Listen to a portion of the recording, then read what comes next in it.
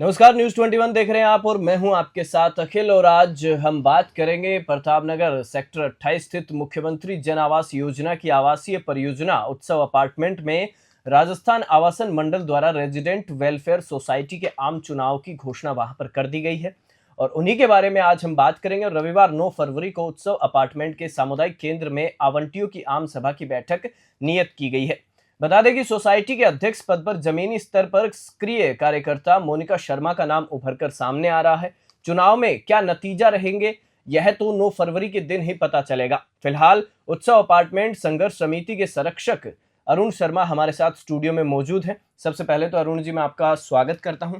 Thank you और मैं आपसे पहला सवाल ये करूंगा कि उत्सव अपार्टमेंट सोसाइटी के बारे में कुछ बताएं।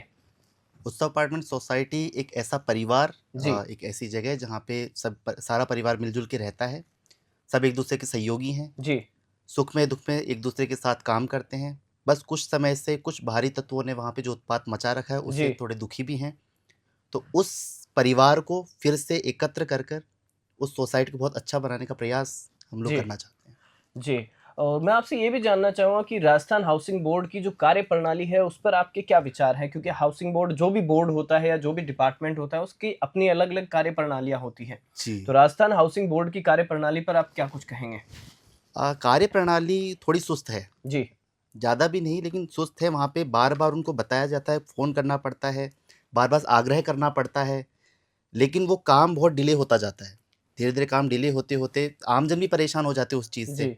तो उनके लिए एक अच्छा प्लेटफ़ॉर्म हो, एक उनके लिए अच्छे प्लेटफ़ॉर्म के साथ-साथ उनका एक कोई लीड करने वाला व्यक्ति वहाँ पे हो, जो उनकी बात उनके तरीके से उनको समझा सके, जी। उनका काम समय पे करवा सके, इस तरीके से। जी। और मैं आपसे अरुण जी ये भी जानना चाहूँगा कि जिस प्रकार से आपका अपार्टमेंट है उत्सव, तो उसमें आमजन की क्या-क्या समस्याएँ हैं? क्योंकि जो भी बिल्डिंग होती है, चाहे वो गवर्नमेंट की हो, मुख्यमंत्री आवास योजना हो या फिर कोई बिल्डर भी होता है, तो वहाँ पर कई प्रकार की समस्याएँ देखने को मिलती हैं। बिजली की हो गई, पानी की हो गई, क्योंकि उनमें कई बार पानी सप्लाई ढंग से नहीं होता, सिक्योरिटी सिस्टम होता है, वो भी मजबूत नहीं होता। कई बार फायर एनओसी होती है, वो भी नहीं होती, तो उसके बावजूद भी लोग रहते हैं, क्योंकि घर है होता है, वो उनके सपनों का होता है। जी। तो इसके बारे में जानना चाहूँगा मैं। काफ़ी समस्याएँ हैं वहाँ पे, आम जन की समस्या जी। सबसे बड़ी समस्या तो ये है कि साफ-सफाई को लेकर काफ़ी समस्या है। समय पर सफाई ना होना, समय पर सिक्योरिटी ना उपलब्ध होना, जी। गार्ड की कमी है, दोनों गेट सुचारू रूप से चालू नहीं है, पार्किंग सही से नहीं हो रही, लोगों को ये नहीं पता कि पार्किंग कहाँ करनी है, कई बार कॉरिडोर में पार्क कर देते हैं। अब यदि कोई रैंप के पास पार्क कर गया और कोई विकलांग व्यक्ति वहाँ से निकल रहा है, तो वो नहीं निकल पाता है। जी। तो काफ़ी समस्याएँ हैं और जो भी ये समस्याएँ हैं, उनका कारण वहाँ पे रहने वाले कुछ लोग ही हैं। बाहर से कोई समस्याएँ नहीं आ रही है। इसके अलावा बिजली, पानी सप्लाई सही से नहीं होना है। आए दिन के जो लड़ाई दंगे वहाँ पे हैं, जी। जो असामाजिक तत्वों ने वहाँ फैला ये तो काफ़ी बहुत वाइड समस्याएँ वहाँ पे हैं। काफ़ी समस्याएँ हैं जी। वहाँ पे। और इन समस्याओं का जिस प्रकार से मैं आपसे ये भी जानना चाहूँगा कि इन समस्याओं में सुधार कैसे किया जा सकता है? जिस प्रकार से अब चुनाव होने वाले हैं 9 फरवरी को जी। आगामी, तो उन चुनाव में जो प्रमुख रूप से उनकी समस्याएँ हैं, उनको किस तरीके से हल करना चाहेंगे आप? उन समस्याओं का समाधान यही है कि एक बहुत अच्छी समिति बने, जी। संगठन हो, सब मिलकर काम करें और सब मिलकर काम करेंगे तो अपनी-अपनी समस्याओं का समाधान भी वहीं से निकलेगा। बिल्कुल, बिल्कुल। सबसे पहला काम तो यही रहेगा कि सुरक्षा में जो कमी है, वो सुरक्षा की कमी को पूरा किया जाए। दूसरा जो वहाँ पे असामाजिक तत्व हैं जितने भी, जी। उनको बाहर किया जाए। जब तक वो बाहर नहीं होंगे तब तक सोसाइटी में सुधार पॉसिबल नहीं है। बिल्कुल।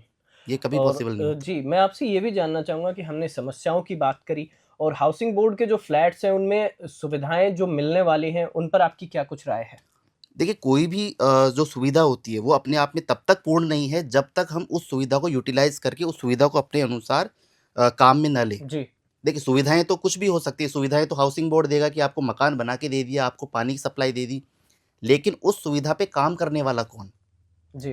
तो जब तक वो नहीं होगा तो सुविधाएँ अपनी जगह होती है। बिल्कुल, बिल्कुल। दूसरी चीज़ ये है अगर आप एक अफ़ोर्डेबल हाउस ले रहे हैं, तो आप भी जानते हैं अफ़ोर्डेबल हाउस में वो पूर्ण सुविधाएँ नहीं मिल पाएगी जो आप उम्मीद करते हैं। जी। उन सुविधाओं को हमें खुद बनाना होगा। ये चीज़ है। जी। और अरुण जी, मैं आपसे ये भी जानना चाहूँगा कि जिस प्रकार से बातें ये भी निकल कर सामने आ रही कि जी। अपार्टमेंट में आए दिन चोरियाँ भी हो रही हैं, लड़ाई-झगड़े भी हो रहे हैं, तो उनको लेकर क्या कुछ समाधान करने की आपने सोची है? समाधान में मैं अभी पिछले कुछ दिनों में थानाधिकारियों से मैंने मुलाकात की है इस जी। विषय पर। तो उन्होंने उनकी भी यही राय है कि जब सोसाइटी में चुनाव हो जाए, जब आपके कोई वहाँ पे जो लीड कर रहा है उसको, या वहाँ पे कोई जी लीडर बने, अध्यक्ष बने, तो वहाँ से हम जो थाना अधिकारी हैं उनका भी विजिट करवाएंगे वहाँ पे।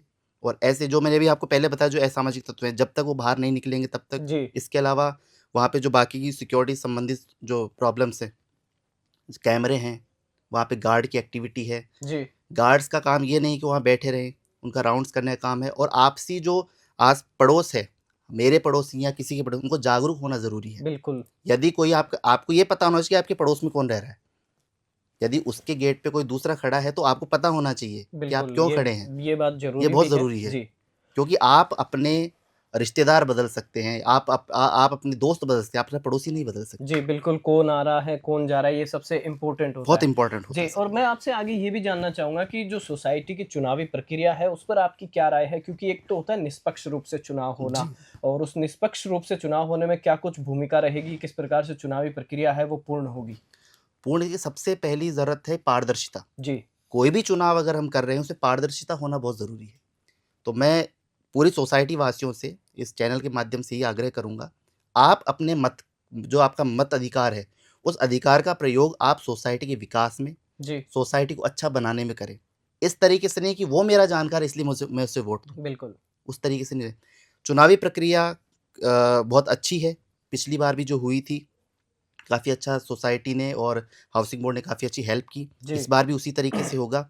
और मैं ये चाहता हूँ कि जब भी ये चुनाव हों, तो सब जागरूक होकर अपनी समस्याएँ बताएँ भी, उनके समाधान के लिए हमें जागरूक भी करें।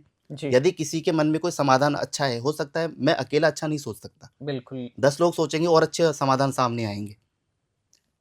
तो उस हिसाब से ये चुनावी प्रक्रिया पूर्ण होगी। पारदर्शिता जो है मेन एजेंडा है इस चीज़ का। जी, मैं आपसे एक आखिरी सवाल और ये करना चाहूँगा कि जिस प्रकार से उत्सव अपार्टमेंट में चुनाव होने वाले हैं, तो आप अपने उत्सव अपार्टमेंट की जनता है, वहाँ पर रहने वाले लोग हैं, उनसे क्या कुछ कहना चाहेंगे? मैं इतना ही कहना चाहूँगा, छोटों को प्यार, बुज़ुर्गों का आशीर्वाद, साथियों का सहयोग, बस यही चाहिए, क्योंकि आपका सहयोग ही सोसाइटी का विकास है। जब तक आपका सहयोग नहीं होगा, तब तक ना मैं अकेला कुछ कर सकता हूँ, ना वहाँ पे जो अध्यक्ष होंगे वो कुछ कर सकते हैं, ना वहाँ की जनता कुछ कर सकती है। तो हम सबके सहयोग से ही सारा काम होगा। तो आइए हम सब मिल के इस सोसाइटी को ऐसी सोसाइटी बनाएँ, जो आस-पास की सोसाइटी के लिए एक मिसाल हो। लोग मिसाल दें हमारी सोसाइटी की, जाइए उस सोसाइटी को जाकर देखिए, सोसाइटी उसे कहते हैं। जी। चलिए, आप हमारे स्टूडियो में पधारे, और जिस प्रकार से मैं न्यूज़ 21 के दर्शकों को भी बताना चाहूँगा और उत्सव अपार्टमेंट के लोगों को भी अपील करना चाहूँगा कि अगर आप असामाजिक तत्वों से पीछा छुड़ाना चाहते हैं, आए दिन जो लड़ाई झगड़ा चोरियां जो हो रही हैं, अगर उनसे दूर होना चाहते हैं कि आपकी सोसाइटी है वो एक आदर्श सोसाइटी बने, तो अपने मत का सही प्रयोग करें, क्योंकि आगामी 9 फरवरी को चुनाव होंगे। उन चुनाव में जिस भी प्रकार की जो प्रक्रिया होगी वो सभी को देखने को मिलेगी। और अरुण जी हमारे साथ स्टूडियो में पधारे, और जो जो इनके एजेंडे हैं, जो उनका मुद्दा है, वो उन्होंने न्यूज़ 21 के सामने रखा। फिलहाल के लिए आप सभी का बहुत बहुत धन्यवाद। नमस्कार, जय हिंद।